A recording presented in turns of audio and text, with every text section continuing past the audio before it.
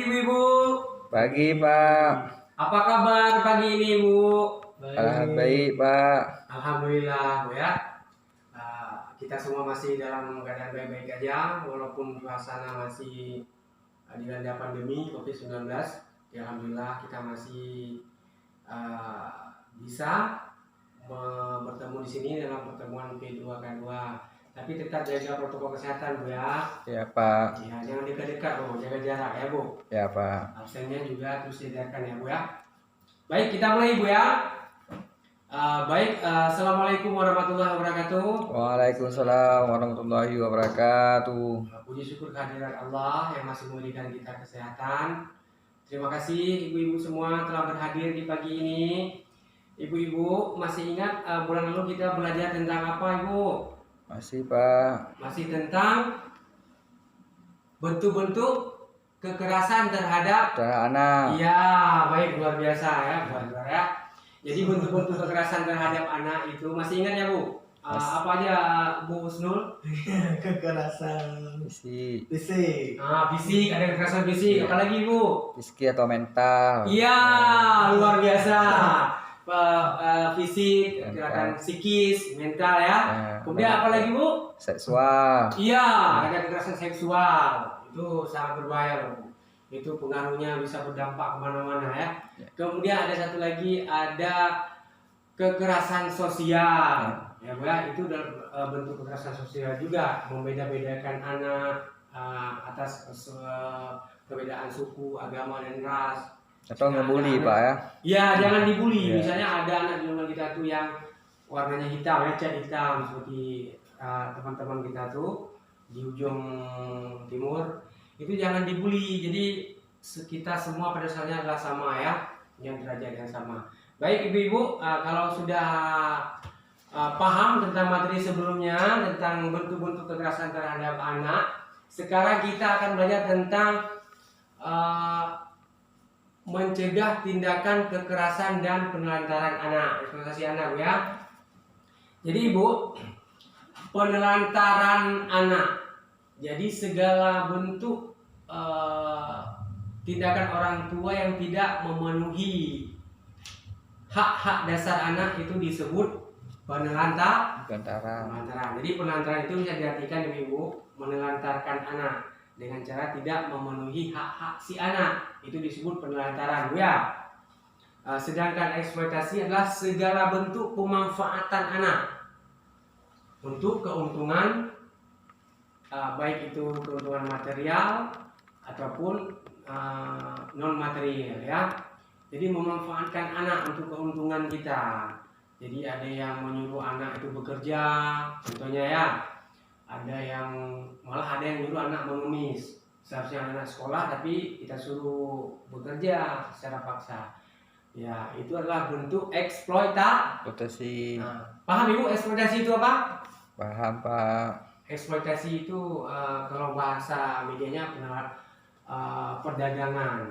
Nah, dalam bentuk segi bahasanya itu adalah segala bentuk, tidak mesti perdagangan, segala bentuk perbuatan kita yang mengambil manfaat dari si anak yang seharusnya mereka terpenuhi haknya untuk belajar di sekolah, kemudian bermain dan banyak macam-macam lagi hak-hak anak yang sudah kita pelajari sebelumnya Bu ya.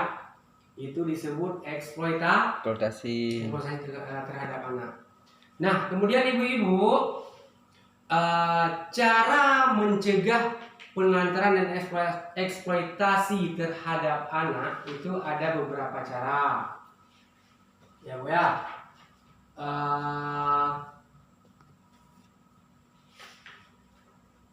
Oh ya, sebelumnya saya mau tanya dulu ini Bu. Di lingkungan ibu-ibu atau di kampung ibu-ibu itu ada tidak Ibu pernah melihat terjadi penelantaran dan eksploitasi anak ini?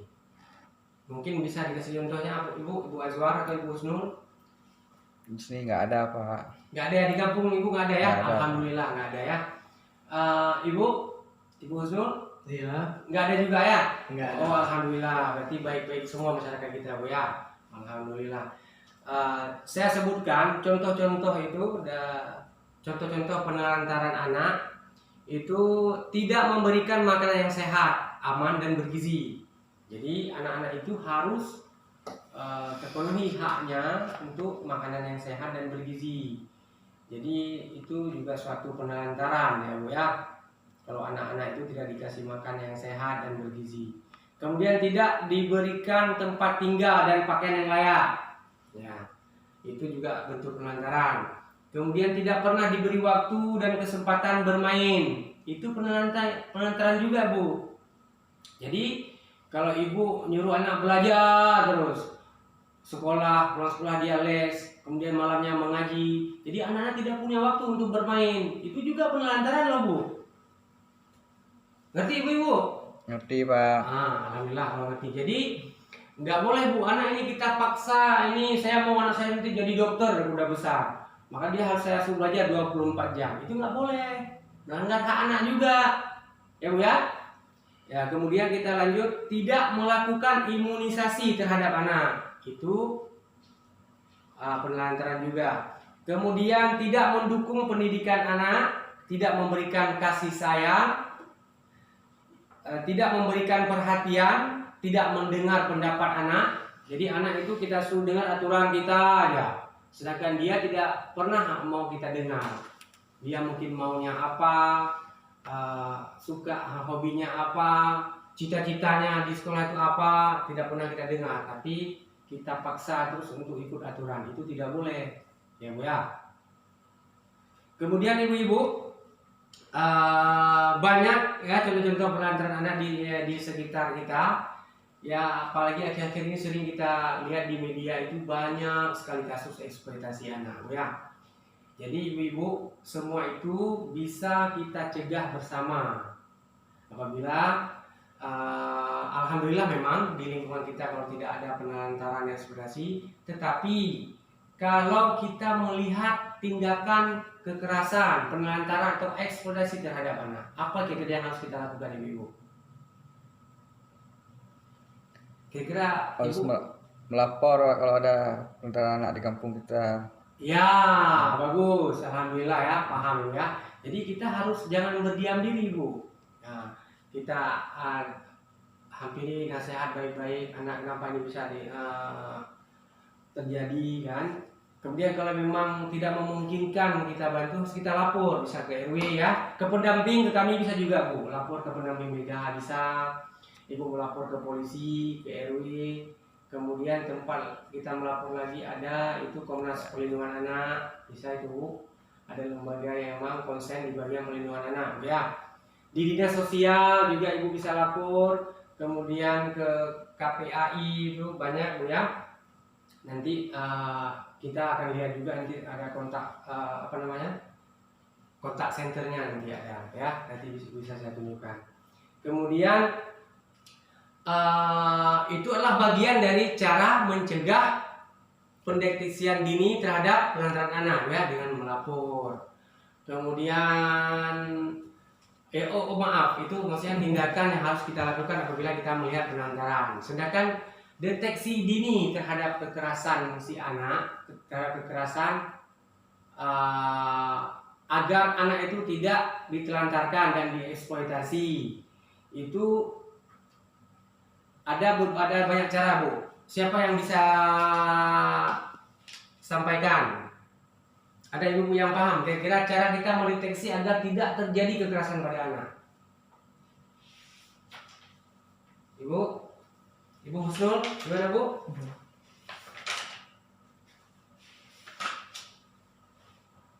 Ya baik, kalau tidak ada kita buka, silakan buka ini Bu, buku pintar halaman. Ibu-ibu sudah ada buku pintar semua? Udah ada ya? Oh, fotokopi ya? Boleh Bu, gak apa-apa Bu, fotokopi juga boleh, yang penting bisa kita baca Bu ya. Bisa kita baca. Nah, ini di halaman 47 Bu ya. Ya. Ya Pak. Sudah Bu, sudah dibuka.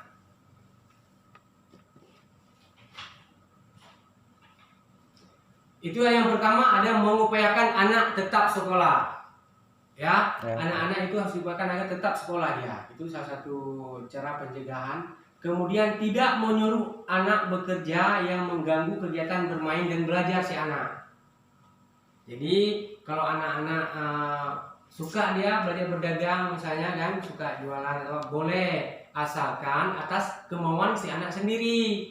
Kalau memang mungkin latar belakang keluarga kita itu pedagang ya, tidak apa-apa.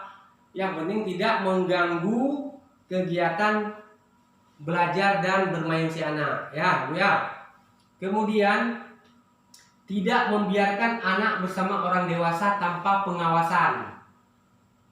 Nah, jadi harus diawasi anak-anak Ibu, tidak boleh langsung bisa bergaul bebas dengan orang-orang dewasa yang memang bukan ini ya,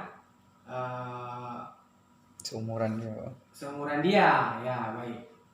Kemudian kenapa Ibu kira-kira tidak begini? Yang poin 3 ini kenapa kira-kira harus begini? Tidak membiarkan anak bersama orang dewasa tanpa pengawasan. Kenapa Ibu, Bu Azwar? Bisa berpengaruh nanti terhadap si anaknya dengan perbuatan atau tingkah laku dari babang yang di atas lihat. Ya, Ya. bagus, alhamdulillah, bagus ya. Kemudian karena kenapa anak itu tidak bisa dibiarkan bersama orang dewasa tanpa pengawasan orang tua? Karena memang kekerasan terhadap anak itu dapat terjadi di mana saja, Bapak, Ibu. Malah pelakunya bisa siapa saja, bisa jadi orang terdekat, family kita misalnya, ada keluarga, paman, ya kan? Ada abang, malah orang tua sendiri malah juga banyak itu kita lihat di berita-berita, banyak itu kasus-kasus pelecehan seksual terhadap anak yang pelakunya adalah orang tua sendiri ya. Jadi tidak boleh Ibu ya. Ya, Pak. Kemudian melatih anak untuk tidak melayani orang yang tidak dikenal ya. Terus tidak mudah mempercayai janji-janji orang lain. Kemudian memberitahukan anak untuk waspada pada iming-iming pekerjaan gaji besar di kota. Jadi tidak gampang percaya dengan janji-janji orang lain Bu ya. Kemudian menanyakan kepada anak tentang kegiatan yang dia lakukan dan dialami baik di sekolah atau di lingkungan bermain ya Ibu ya. Kemudian yang paling penting Ibu, luangkan waktu untuk bercengkrama, bercerita atau bermain bersama anak. Nah, itu adalah merupakan bentuk perhatian kita terhadap anak, ya, Bu ya. Ya, Pak. Karena anak-anak itu kalau perhatian dari orang tua cukup, merasa mendapatkan kasih sayang, maka anak-anak akan lebih terbuka. Kalau ada tindak kekerasan itu dia akan berani menyampaikan ke kita. Jadi itu penting Bu ya. Kemudian kenali guru sekolah atau guru ngaji mereka. Jadi kita harus kenal Ibu. Pas untuk kenal di sekolah, misalnya anak kita itu kelas 3 SD, gurunya siapa, guru kelasnya. Kemudian dengan siapa dia biasa berinteraksi. Kemudian di tempat ngaji juga begitu. Guru ngajinya siapa, bagaimana orangnya. Jadi harus ini Bu ya, harus kita kenali. Nah, demikian Ibu, banyak dan juga banyak cara lainnya untuk pencegahan eksploitasi terhadap anak. Baik Ibu, sejauh ini sudah mengerti Ibu? Sudah, Pak. Contoh-contoh penelantaran anak, Sudah. contoh eksploitasi anak, Sudah, Pak. cara pencegahan eksploitasi terhadap anak. Sudah, Pak. Alhamdulillah kalau sudah ngerti ya. Ibu nanti apa-apa yang belum paham nanti bisa tanya Bu ya. Baik, sejauh ini kita tarik kesimpulan dulu Bu ya, inti pelajaran kita hari ini Bu ya. Ya, Pak. Bisa Ibu? Bisa. Bapak Ibu sudah sering dengar mana haknya. Kemudian yang terpenting itu yang harus kita ingat adalah tadi, kekerasan terhadap anak itu bisa terjadi di mana saja. Kemudian pelakunya juga bisa siapa saja. ya. Nah, oleh sebab itu jangan pernah berkurang kasih sayang orang tua itu terhadap anak, agar anak-anak itu benar-benar dekat dengan orang tuanya, mau bercerita tentang apa yang dia alami di sekolah atau di mana Bu ya. Ya, Pak. Baik Ibu, karena memang anak itu anugerah Bu. Tidak semua dari kita mungkin bisa memiliki anak Bu ya. Jadi anak itu anugerah, juga amanah dari Allah Subhanahu wa taala. Maka semua orang tua tentunya akan bangga kalau anaknya nanti tumbuh kembang yang sehat, tinggi dan cerdas ya. Jadi semoga anak-anak kita nanti bisa sukses, karena kebahagiaan tak terhingga di saat kita tua nanti melihat anak kita itu sukses. Benar nggak Ibu? Nah, Pak. Alhamdulillah. Baik ibu-ibu, demikian pertemuan kita hari ini. Kalau memang sudah paham, nanti ibu-ibu punya tugas pekerjaan rumah ya ibu ya. Ya, Ini kan sudah Pak. paham, jadi harapannya yang kita pelajari hari ini ibu praktekkan di rumah dan musyawarah cara-cara, baik cara pencegahan, kemudian terhadap anak. Karena seperti kita sampaikan tadi, kekerasan itu bisa terjadi di mana saja dan pelakunya bisa siapa saja. Jadi ini kedua orang tua nanti bisa diskusi Bu ya. Ya, Pak. Ini flip chart 23. Ada Ibu di fotokopi Ibu? Ada, Pak. Alhamdulillah. Nanti bisa dibaca, diskusi bersama keluarga, contoh-contoh hak anak dalam keluarga dan seterusnya. Kemudian nanti bulan depan kita akan kumpul Bu ya. Kita Ya, akan Pak. diskusi kita ya. Baik, alhamdulillah. Terima kasih semuanya ibu-ibu telah berhadir di pertemuan rutin bulanan kita, pertemuan P2 K. 2. Kedua. Jadi pertemuan P2 kedua kita akan lanjut lagi di bulan depan di hari Sabtu. Tanggal berapa Bu Husnul? Ya, tanggal 12. Tanggal 12 bulan depan jadi kita akan bertemu kembali di nanti ini jangan lupa PR-nya dikumpulkan nanti Bu ya. Ya, Pak. Baik, terima kasih Ibu telah berhadir di sini. Alhamdulillah semuanya hadir hari ini, luar biasa. Baik, saya akhiri. Assalamualaikum warahmatullahi wabarakatuh. Waalaikumsalam warahmatullahi wabarakatuh.